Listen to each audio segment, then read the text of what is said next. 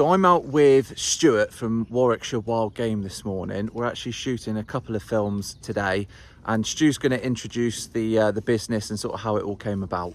Basically, I used to be an agricultural sales rep, shot forever, did a lot of deer stalking. Through being an agricultural sales rep, I was in contact with a lot of farmers, a lot of estates. I kept acquiring ground, and then started stalking more and more and more. Was then getting to the point where I was struggling to get rid of venison, always looking after estate owners, landowners, farmers, farm managers, keeping everyone happy, there was too much of it. I started then had to buy a chiller, was then putting them in to game dealers, getting paid bugger all for them. And I mean, we've always had a lot of dogs, and at points the dog food was more expensive than what I was getting for the venison.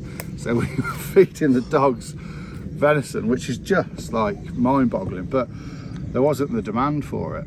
Then started paying for ground, getting to the point where I wanted better stalking. We were stalking 3 or 4 times a week and just love it. And so you had to have an estate come up to you and say, we've got the sporting rights are up for stalking, rights are up for lease, are you interested? Then started paying for the stalking rights. And to justify that, I then started guiding, just occasionally, just to keep the bit sort of not, so it's not costing me anything. And I loved it. It just took off. So we did a lot of guiding. Then, because we were getting more venison, we had more ground. We were then sick of selling it to the game dealer for not a lot. They'd only come when you'd shot 6 or 7, so then you might have 2 or 3, and then you were putting pressure on yourself to then go out and shoot more, so it's worthwhile them coming. And I just didn't like being dictated to, and I didn't like getting nothing for an extremely good product. So we then started Warwickshire Wild Game, and that was an online, online but mainly local. Bought a processing unit, we're processing the venison and delivering it locally, which was great. But and at the same time I was still working, still had a full-time job, and it became tricky to have a full-time job, have a family of 3 kids, and dip in and out of the butchery unit and do little orders. And I wanted a way of sort of doing it so I could do it in bulk.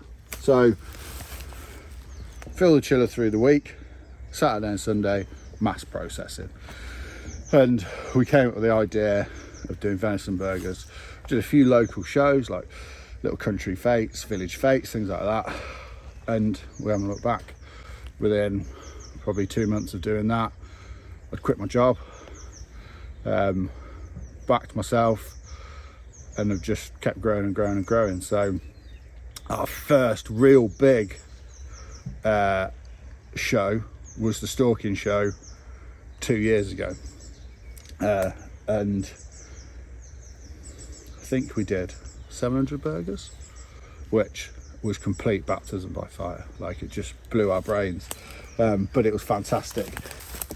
I think the thing that sort of drove us on more was the feedback we got from it about how good the venison was, how nice the burgers were.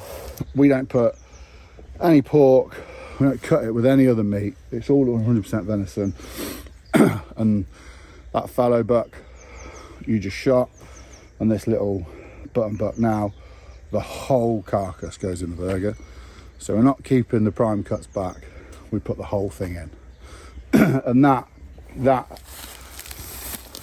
in my eyes is the reason why we don't have to put pork fat in there to keep it juicy, because we're not just putting you know, the stuff that people would normally mince in, because we're putting the fillets in there, the haunches, all the prime cuts. That retains the moisture, and we don't hang them for 2 weeks.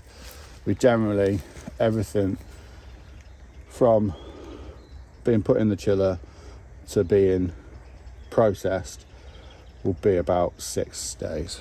So everything's fresh, keep everything fresh. I don't like the taste of like real strong venison, and I mean, some people do, you know, each to their own. The big buck, we got caught out because I used to advertise them as quarter pounders, but they weren't. They were almost half a pound. Because the press I bought was meant to be to make a quarter pounder, which if you were putting filler in it and rusk and pork, which is lighter, it probably would be. But when we actually weighed it, it was just a shade under half a pound. And like we do the big buck, which is meant to be half a pounder, but it wasn't. It was nearly a pound. I mean, it's massive. And that started at the Stalking show as well. So then we don't do the big buck everywhere because it's not particularly cost effective for us and looking from a profit point of view. But when we're at the Stalking show, all the boys love it. So I think, I don't know how many big bucks we did last year, but we did a lot. So yeah, the big buck will be back on the menu in 3 weeks' time. So me and Stuart have been out this morning, and I actually shot a fallow, my first fallow ever, and Stuart's just shot this one. So we're doing some videos and some content sort of pre-stalking show, and Stu's been telling me all about the that big buck, and we're going to cook some up. So that's going to be in a completely separate video. So make sure you you sort of stick around for that one. Hit that subscribe button, keep commenting, liking, and look out for this this fallow stalk.